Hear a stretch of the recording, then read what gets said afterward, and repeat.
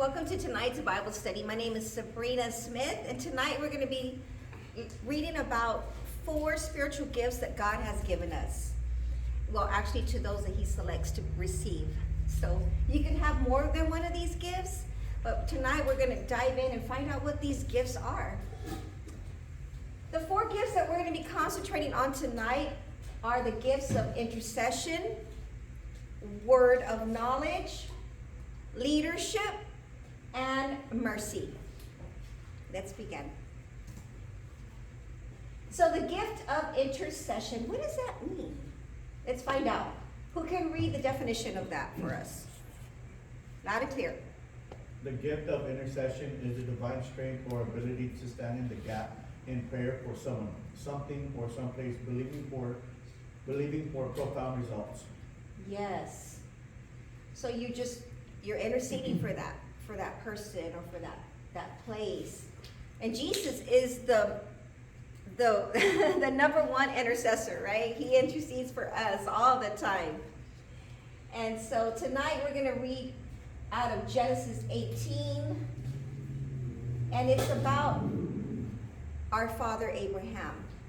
Remember, we read about Abraham last week, where him and Sarah were already up in age, and they never were able to have children.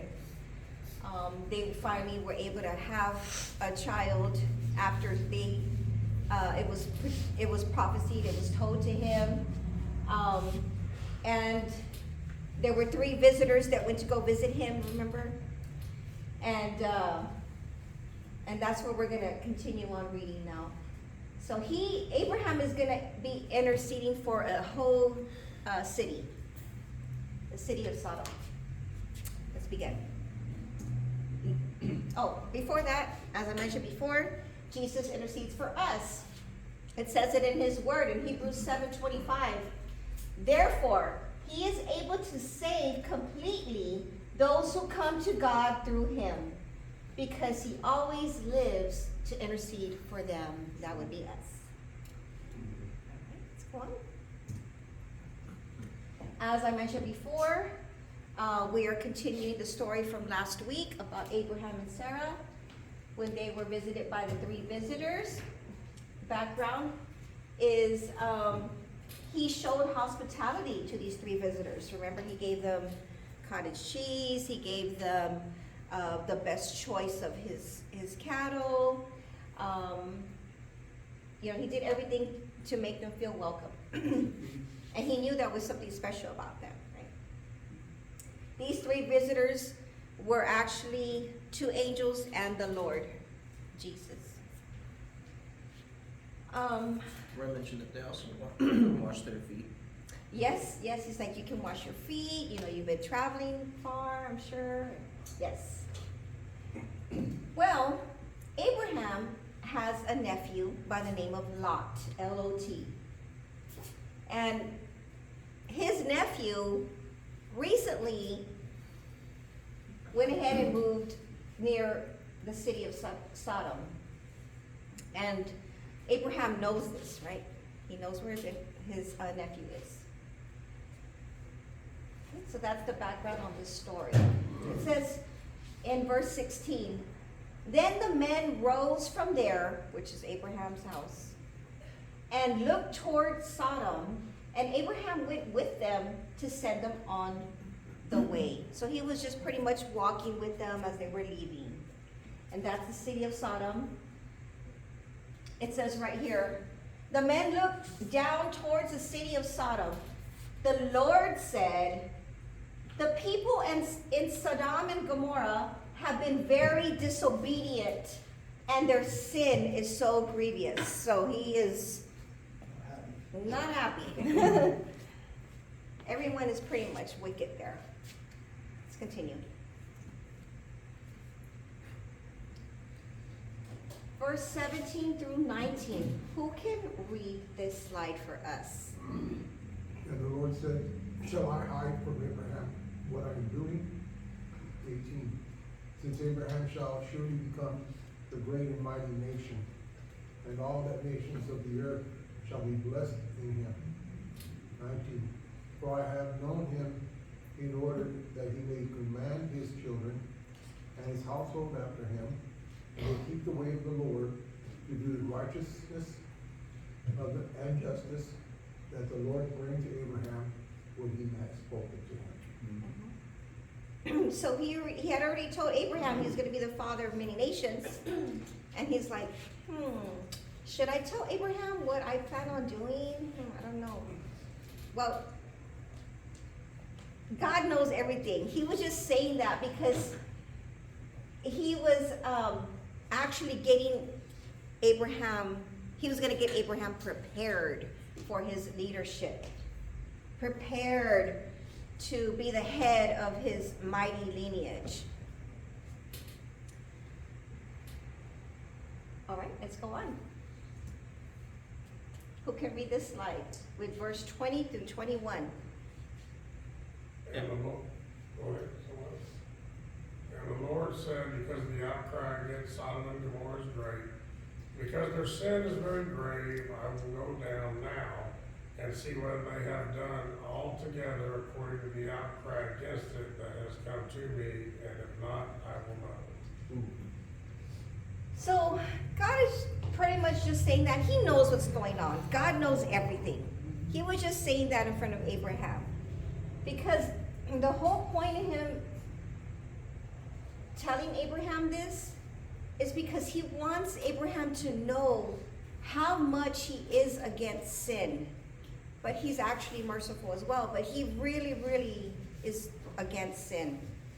And he's using this to stress to Abraham how, since he's going to be the new head of the lineage, right, the father of many nations, that he teach his people not to sin. That's the main thing, right, that we shouldn't sin. So he's using this as an example for Abraham to know, hey, when I lead the people, when I lead my family, I'm going to let them know that sin is a no-no. Notice that I highlighted the word, the two words outcry against. It says, because the outcry against Sodom and Gomorrah is great, right? Who do you think this outcry is coming from? Against God. Okay, so he says, yeah, because this outcry against Sodom and Gomorrah is great, yes. Would it be the Yes, God. people getting their bloodshed? People getting their blood shed. Mm-hmm. Yes. The angels, because remember, there's good angels all around us. There's demonic angels around us too, or demons actually.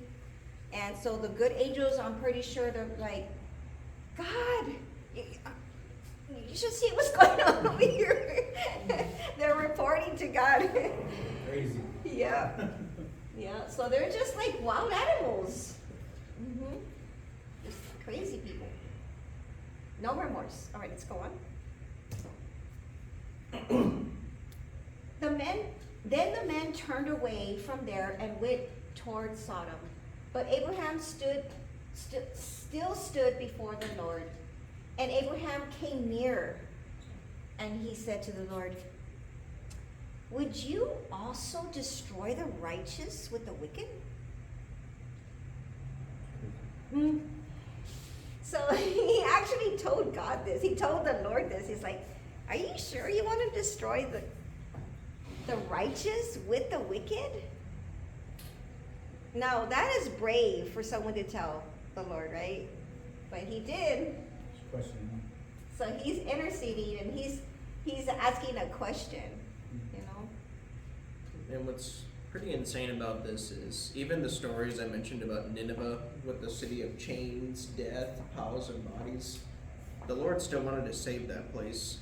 But in Sodom's case here, it really paints a picture of how bad it must have been if the Lord was going to destroy it.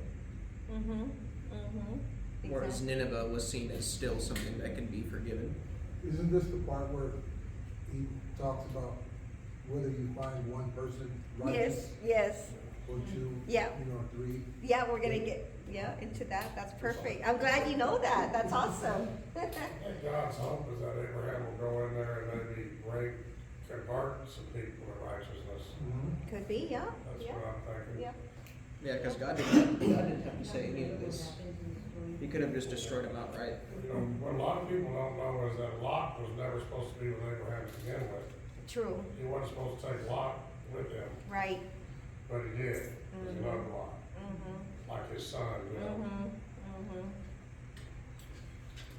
So, He had a lot of trouble because of it, so whenever God tells you to do something, you drag baggage with you, you're gonna have problems, big ones. Yep. So, this question that he asked the Lord shows the Lord his heart. Instead of him saying, yeah, they're wicked, go ahead and just destroy them. The world will be a better place without them. He had a heart for the wicked too. Just the way the Lord has a heart for us, right? No, so we sin, he still has a heart for us.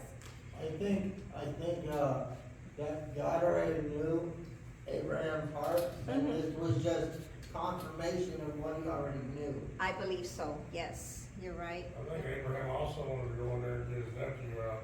That's another thing, right? Because he's like, would you destroy the righteous with the wicked? Because he knew that his nephew Lot was in that city. Probably highly enjoying himself living there. Yeah. And he's thinking to himself, oh, my nephew Lot. But he didn't tell the Lord, hey, my nephew's there. Please don't destroy that city because my nephew's there. No, he said, would you destroy the righteous with the wicked? Like, he cared about every righteous person and just everybody in general. All right, let's go on. So here they are. They're still talking. You can barely see, but they're right here. And then the angels are down here waiting for the Lord. Who can read this slide for us? Suppose there were 50 righteous within the city. Would you also destroy the place and not spare it for the 50 righteous that were in it? Far be it from you to do such a thing as this, to slay the righteous with the wicked, so that the righteous should be as the wicked. Far be it from you shall not the wicked, judge of all the earth do right. So the Lord said, if I find Sodom 50 righteous within the city, then I will spare all the place for their sakes. There we go.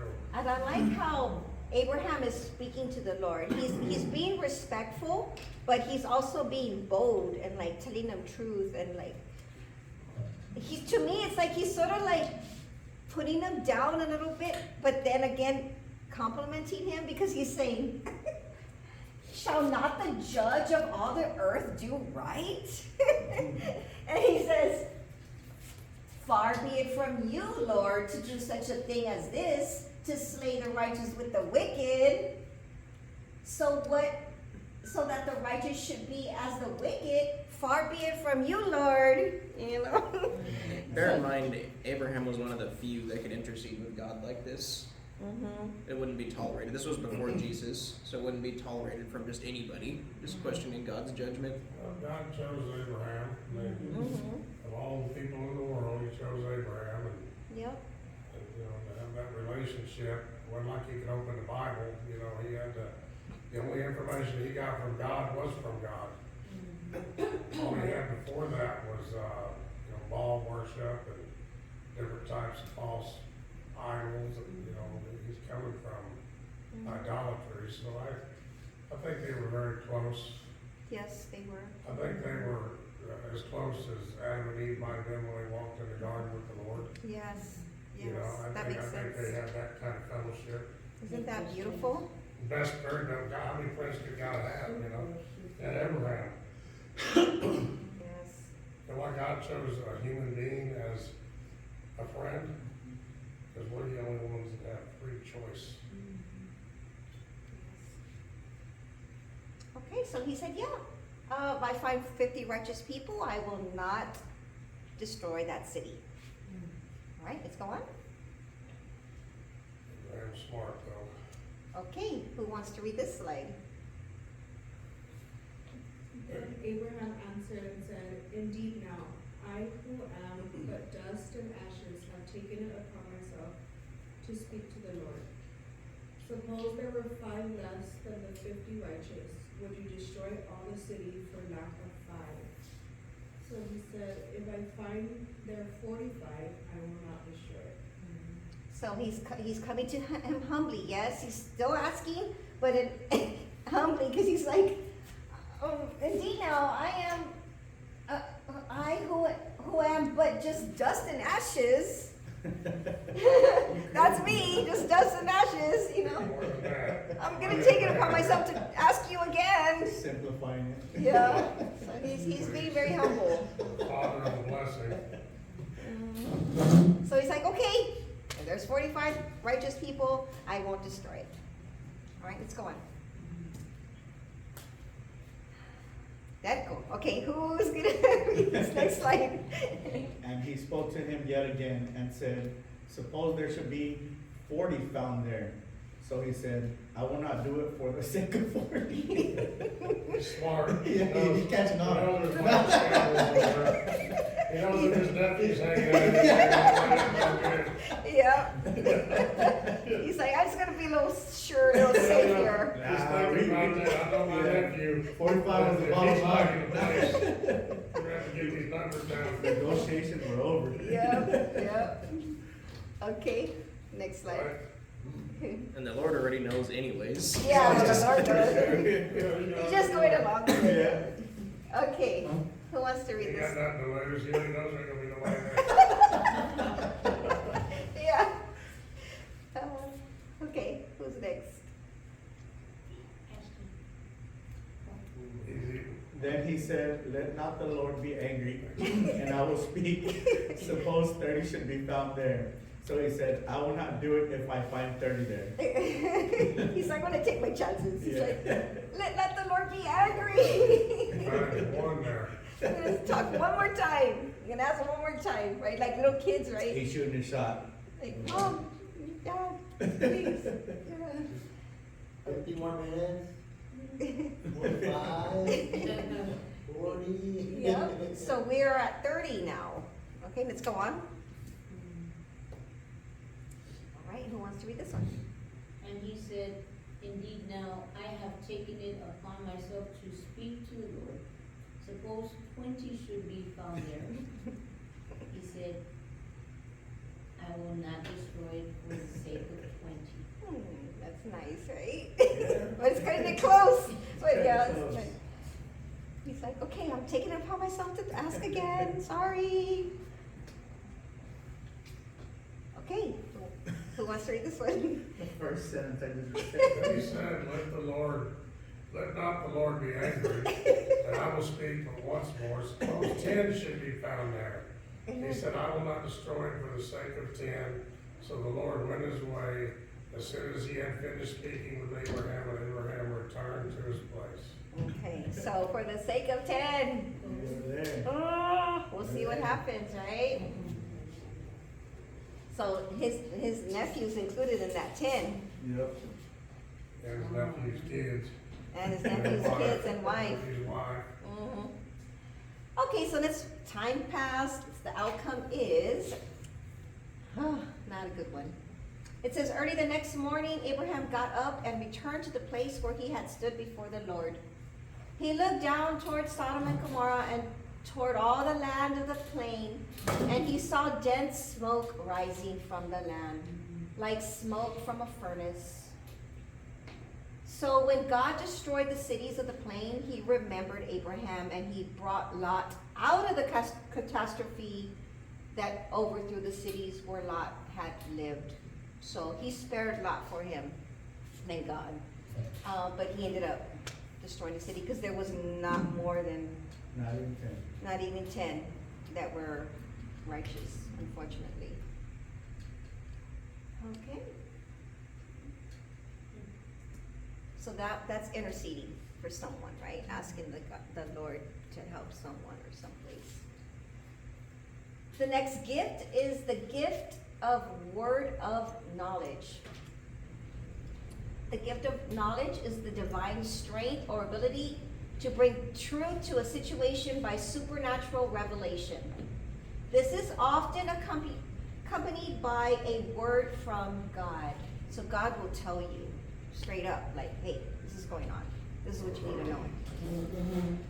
There are two stories that we're going to be looking at that concern the gift of word of knowledge. The first story is about the prophet Elisha. And Elisha knew that his servant Gehazi took silver from Naaman. He knows this supernaturally. The Lord just told him. And we're also going to read the story about how that same prophet Elisha knew the secret plans of the king of Syria. In that second story, there's going to be a little bit of a bonus that ties into the next gift that we're going to be talking about, or should I say the final one? Yes. Okay, let's go on.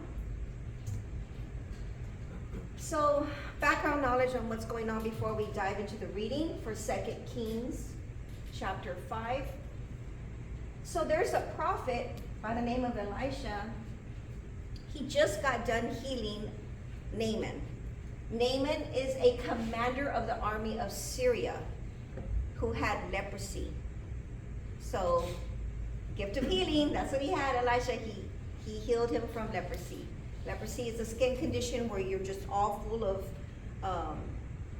sores, and it's very contagious.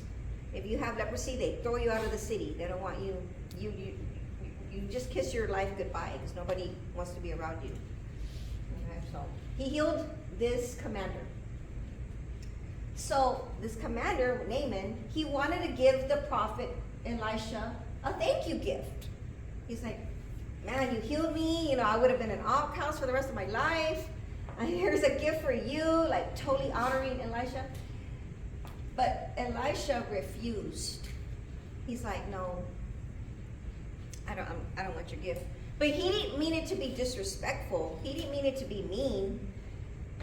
He refused the gift. Why do you think? God, it was all the credit to God. He wanted to give all the credit to God. He didn't want to be like, yeah, it was me. I'm the bomb. I healed you. You know, he was like, no, don't give me a gift. It's all glory. It's all him. It's all glory to God. Not, don't think of me healing you. It was the Lord through me using my gift of healing to heal you. So, the prophet Elijah had a servant named Gehazi who overheard this. He overheard Elisha say, no, I don't want the gift. Thank you, but I don't want it. In a respectful way. He wasn't rude, like, no, I don't want it. No, he was just like, no, it's okay. You don't have to give me anything. All right, let's go on. Gehazi's grieved. Gehazi, once again, is the servant of the prophet Elisha. Who can read this slide for us? But Gehazi, the servant of Elijah, the man of God, said, look, my master has spared Naaman, the Syrian, while not receiving from his hands what he brought. But as the Lord lives, I run after him and take something from him.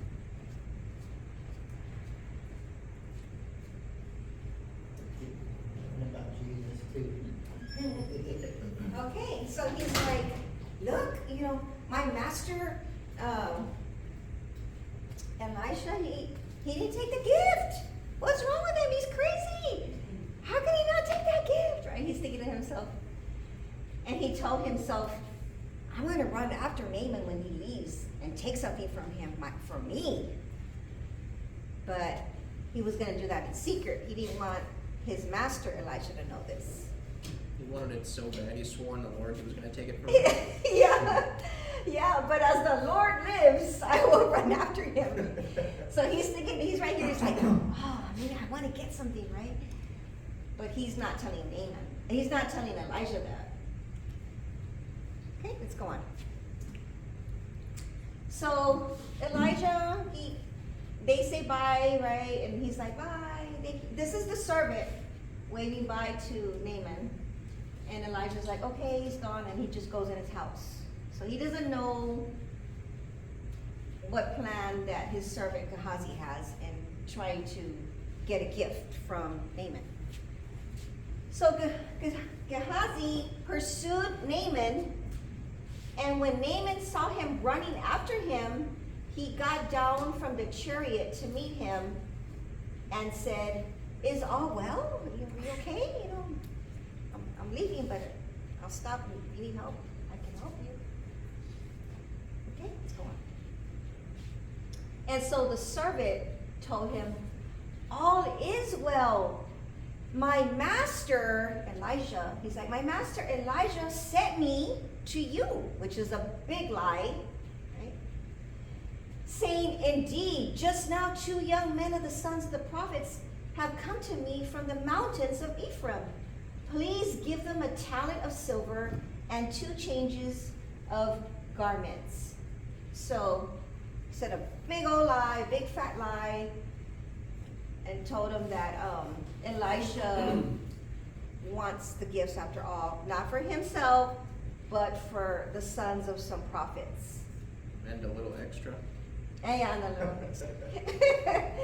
So he wanted 1 talent of silver and 2 changes of garments. On. Who can read this slide? So Naaman said, please take 2 talents. And he urged him, and bound 2 talents of silver in 2 bags, with 2 changes of garments, and handed them to 2 of his servants. And they carried them on ahead of him. When he came to the citadel, he took them from their hand, and stored them away in the house. Then he let the men go, and they departed. So he pretty much just intended on just keeping the gifts for himself. There was no one to give them to but himself. He was very greedy. Rainy day. Yeah. Yeah, so this is a secret that only he knew about. Okay. Now when he went in and stood before his master, Elijah said to him, where did you go, Gehazi? I couldn't find you. Where were you? And he said, your servant didn't go anywhere. I've been here the whole time. Quiet again. I haven't gone anywhere. Let's go on. And then he said to him, did not my heart go with you when the man turned back from his chariot to meet you? Is it time to receive money and to receive clothing, olive groves and vineyards, sheep and oxen, male and female servants? Therefore, the leprosy of Naaman shall cling to you and your descendants forever, and your descendants. Wow. And he went out from his presence, leprous and white as snow.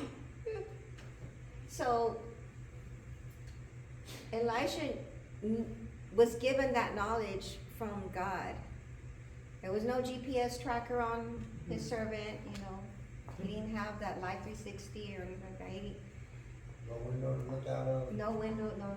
The Lord gave him that word of knowledge. But didn't it say that he was actually looking at him walk away towards the chariot? You didn't say that earlier? It just says, did not my heart go with you when the man turned back from his chariot to meet you? That he saw that, like he knew, the God told him that. Yeah. And when God told him that, his heart was like, oh, you know, Yeah. he felt just betrayed and hurt. Okay. Yeah, because if he had seen him, and there would have been something wrong right away. 'Cause Yeah.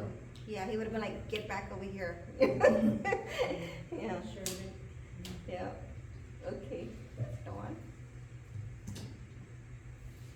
The next example is Elisha knew the secret, the prophet Elisha knew the secret plans of the king of Syria.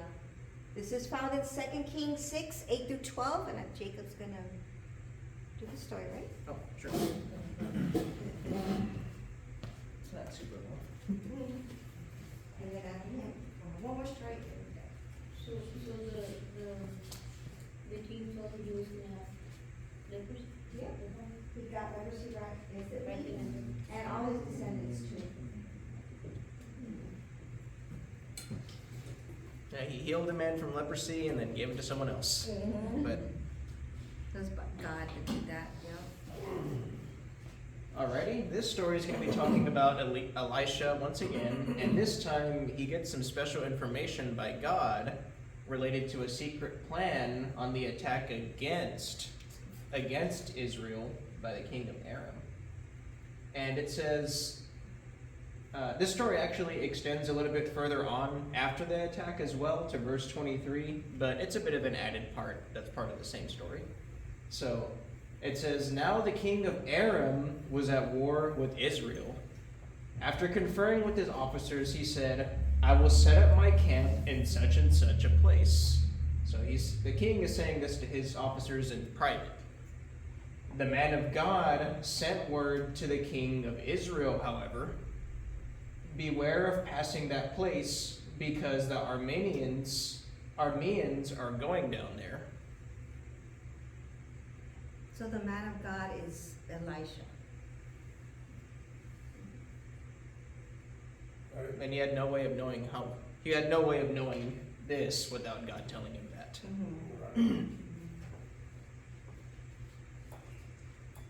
So the king of Israel checked on the place indicated by the man of God. Time and again, Elisha warned the king so that he was on his guard in such places. And this absolutely enraged the king of Aram. And he summoned his officers and demanded of them, tell me, which of us is on the side of the king of Israel? Because he is like, how is this other king knowing everything that I'm saying here in private to my officers? So he's furious.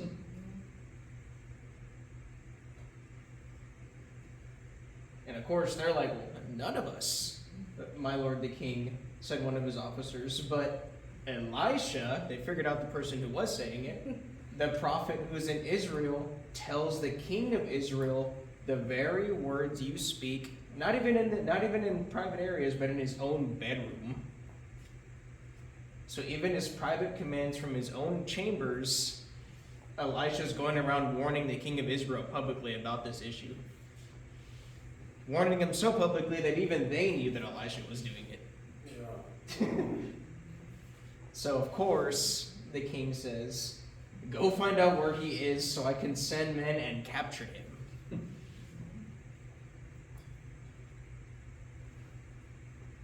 And of course, the report came back. He is in Dothan. Then he sent horses and chariots and a strong force there. They went by night and surrounded the city. And when the servant of the man of God got up and went out early the next morning, he comes out and sees an army with horses and chariots surrounding the entire city. That's scary. So the king was making this move regardless, just to capture Elisha at this point. It became more personal now. That's something how he sent a whole army with horses and chariots just to One person. get Elisha. Oh, he knew there was a problem if he's in his private quarters saying things and they're getting relayed to the enemy He king. wanted him. Oh, yeah. Mm-hmm. And Elisha says to his servant that's with him, don't be afraid. Those who are with us are more than those who are with them. And Elisha prayed, open his eyes, Lord, so that he may see. Then the Lord opened the servant's eyes, and he looked and saw the hills full of horses and chariots of fire all around Elisha. So something that nobody should be able to see in the natural, Elisha not only sees, but is allowing someone else to see in the supernatural. So first he knows information he's not even supposed to know.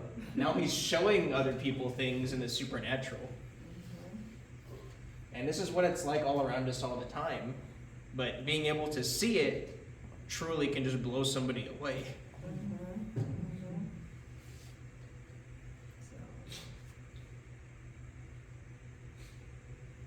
And of course, the enemy can't see these. So as they're coming down towards him, Elisha decides to pray to the Lord once again.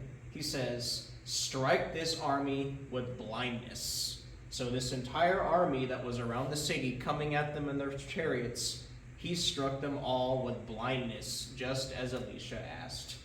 And Elisha told them, he told the army that was coming down at them, this is not the road, and this is not the city. Follow me, and I will lead you to the men you are looking for. And he actually led them straight into the heart of enemy territory in Samaria, where they would be surrounded. So he led the whole army that was coming after him, he led them somewhere else.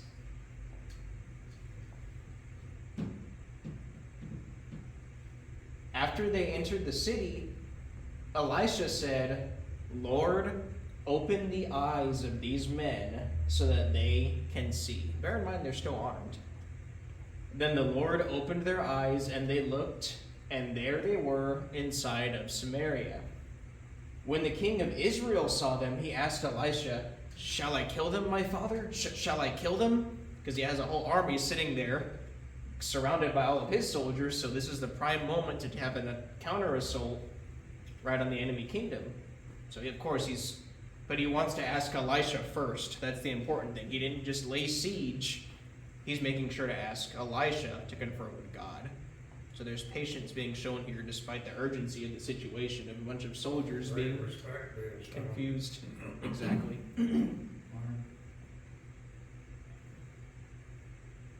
Do not kill them, he answered.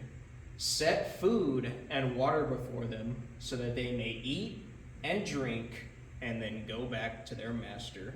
So even though they were coming to lay siege to come and kidnap or kill Elisha, probably both, Elisha and the Lord is still saying to show mercy and not even send them off, but to treat them.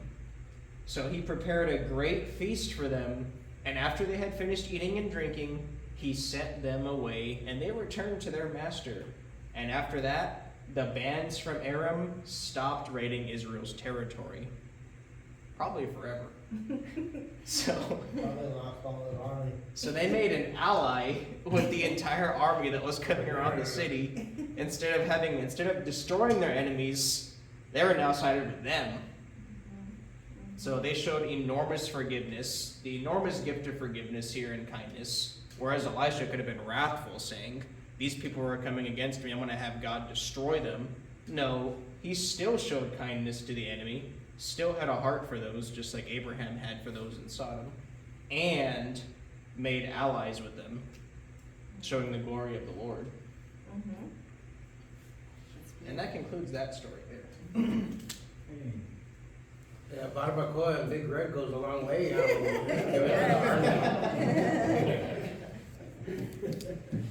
The gift. Don't overdo all the time, you're good to go. That's the Calvin breakfast this weekend. I'm like me right now, I'm trying. The gift of leadership. The gift of leadership is the divine strength or ability to influence people at their level while directing and focusing them on the big picture, the vision or idea. So we're looking at a story of Moses in Exodus 18, 13 through 27. The background on this is that Moses served as a leader and a judge for the Israelites. So he was the only judge for all of the Israelites. He was so busy all the time judging that he sent his wife off, his wife Sephora, and their 2 sons, to his father-in-law Jethro's house. And Jethro, the father-in-law, then came to the wilderness with his daughter and grandsons to visit Abraham. So Moses is like, I'm very busy. I don't really have too much time to spend with my family. I'm gonna send my wife and 2 sons to my wife's house, so I can do what I need to do. But when the father-in-law had his daughter come home with his grandsons, he's like, this is not right. Now I'm gonna take them back to him in the wilderness and find out what's going on. Right? Because they shouldn't be separated. Right? Let's go on.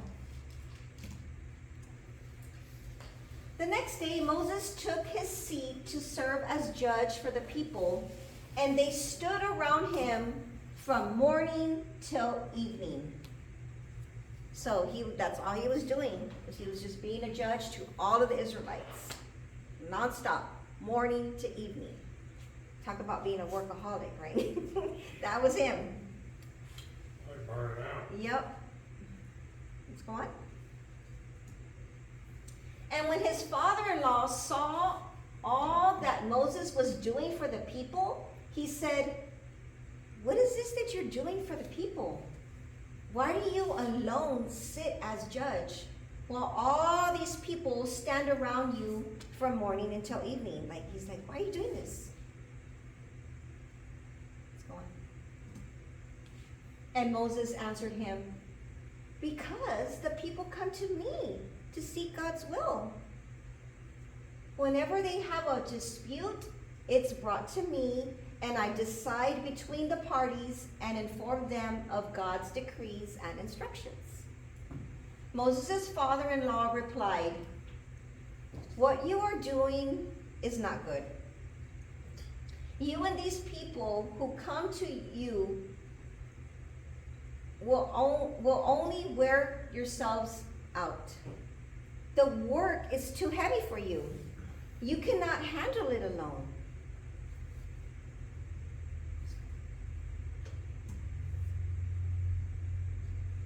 Who can read the slides very long?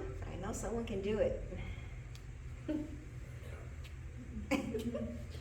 Listen now to me, and I will give you some advice, and may God be with you. You must be the people's representative before God and bring their disputes to him. Teach them his decrees and instructions, and show them the way they are to live and how they are to behave.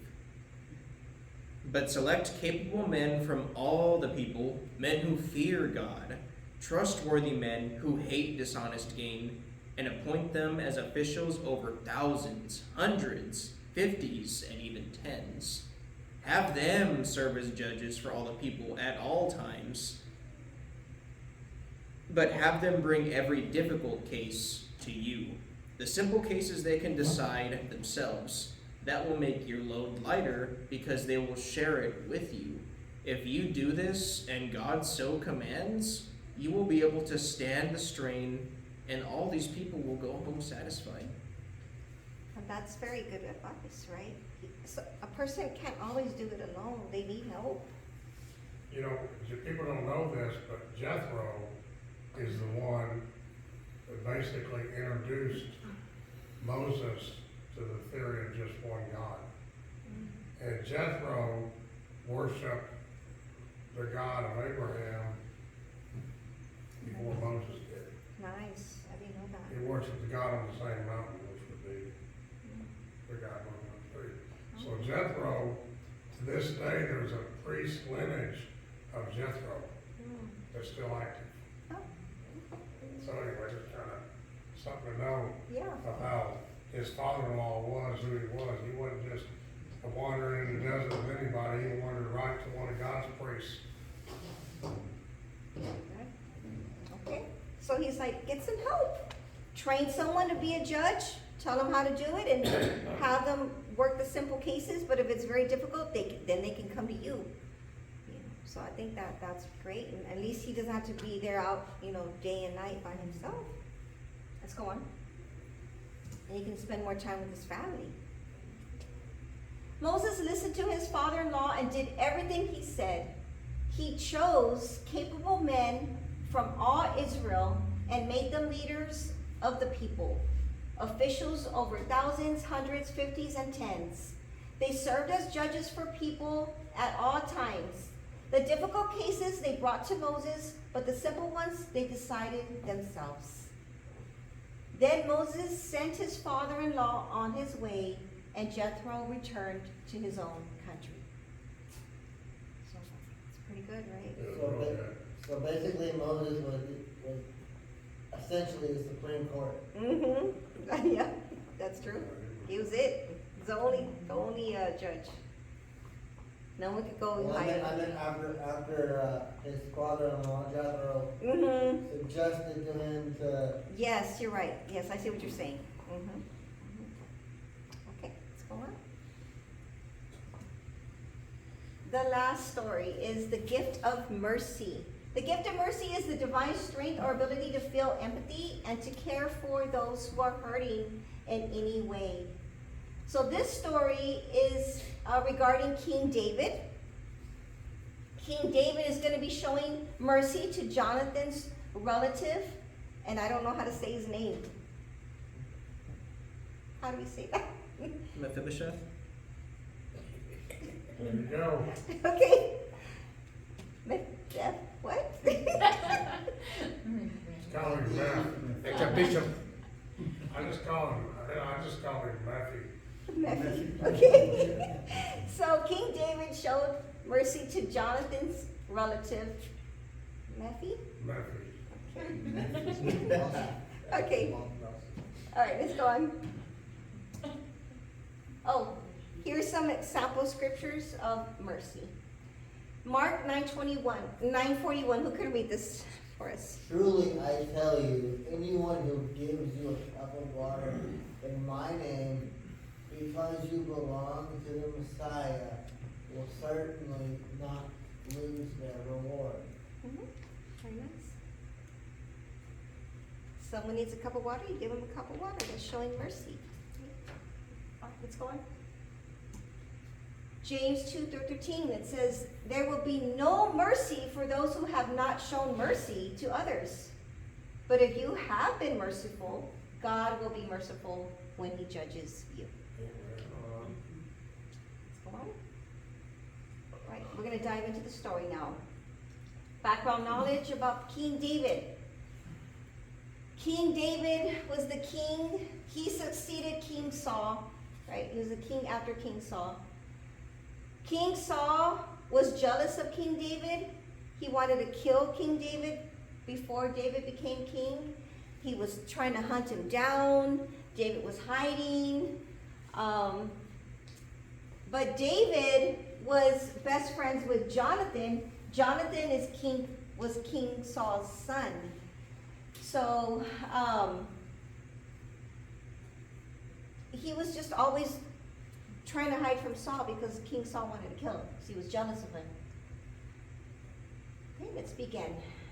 David asked, is there anyone still left of the house of Saul to whom I can show kindness for Jonathan's sake? And the reason he said that is because he was best friends with Jonathan. Even though he knew that Jonathan's dad wanted to kill him, he was still best friends with Jonathan. Jonathan loved him as a friend. He loved Jonathan as a friend as well. They were like very close, like brothers. And he was just thinking about Jonathan. He knew that Jonathan and King Saul had already passed away, but he was just still, even though he knew that Jonathan's dad wanted to kill him before, he had mercy for Jonathan and Jonathan's family, even though he came from King Saul. All right, let's go on.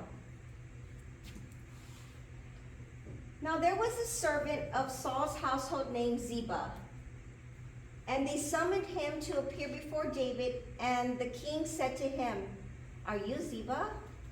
At your service, he replied. The king asked, is there no one still alive from the house of Saul to whom I can show God's kindness? Ziba answered the king, there is still a son of Jonathan. Jonathan, who used to be your best friend? There is a son of Jonathan, but he is lame in both feet. So he's crippled. He can't walk. Where is he? The king asked. Ziba answered, he is at the house of Macro, son of Amiel in Lodebar. Okay, go on. Now, I'll say something real quick. Mm-hmm. Here's what you need to understand the background of this deal. Jonathan should have become the next king, Mm-hmm. okay? Because he was the only heir to the throne left, the Mm-hmm. male heir to the throne. So, they took, you see that lady, they ran with him, and anyway, I'm gonna get to that, but, so the bottom line is that what David should have done, because it would threaten his heirship, his kingship, was had Jonathan killed. So, he broke all the rules. All his politicians are telling him, you need to do this. All these people that are on David's side are probably pushing him to do this evil thing to Jonathan. But David, having the heart that he does, with his friend Jonathan, doesn't do this. He chooses to save Bethany. Mm-hmm. It's beautiful. It goes deep to it. Yes, because if there's anyone still alive, from King Saul's lineage, Well, this was the prince, King Saul's son Jonathan, Mhm. which was the prince who would have become king. Mhm. His son, which would have got his throne. Do you see? Mhm. So here we are. This is a big political mm-hmm, mess. That baby should have been the king. mm-hmm, Right, exactly. Mhm. That baby should have been sitting where king exactly. mm-hmm, Where So David this, sitting. this is big. This mm-hmm. isn't no simple thing that's happening here. I'm Mhm. trying to explain. So, this Maybe. they had him hidden. They didn't want David to know where he was because they thought that David would kill him. So he's been hidden away. All right. So why was Refuge. lame in both feet?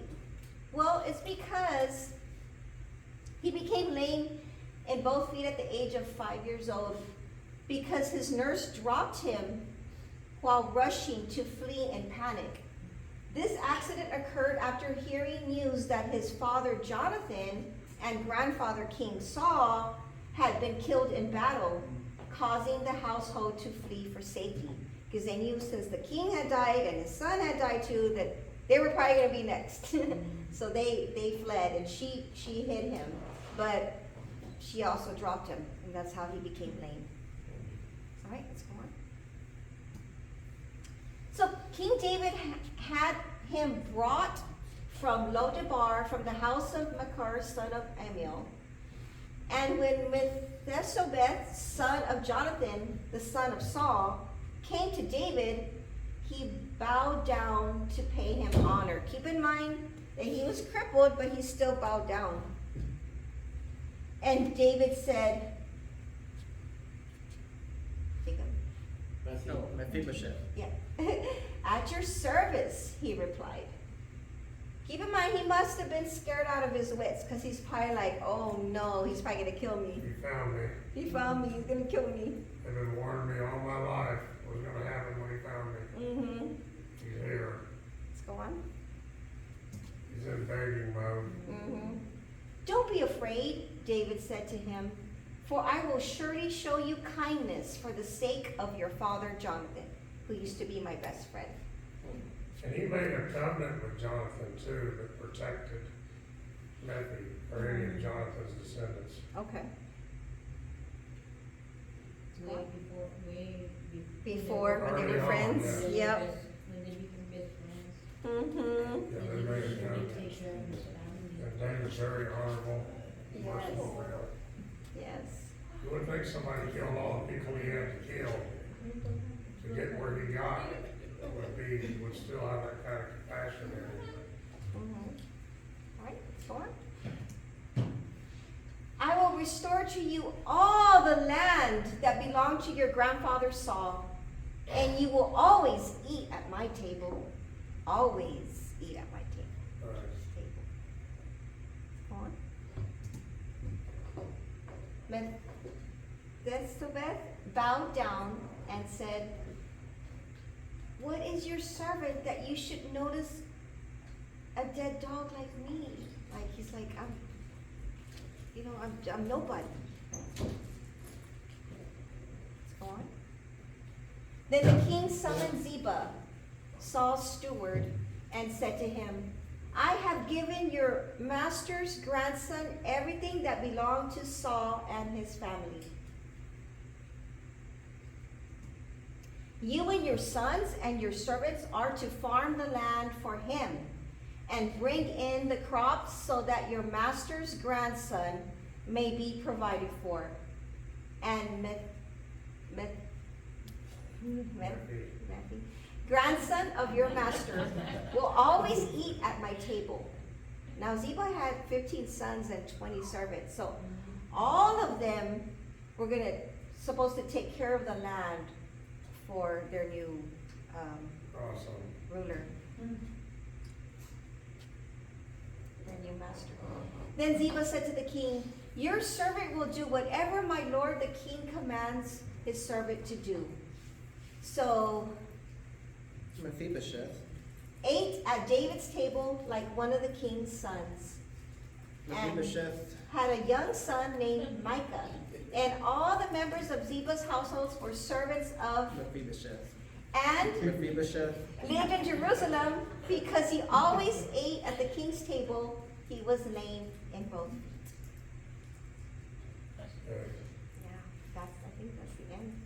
Yep, that's the end. So he was merciful.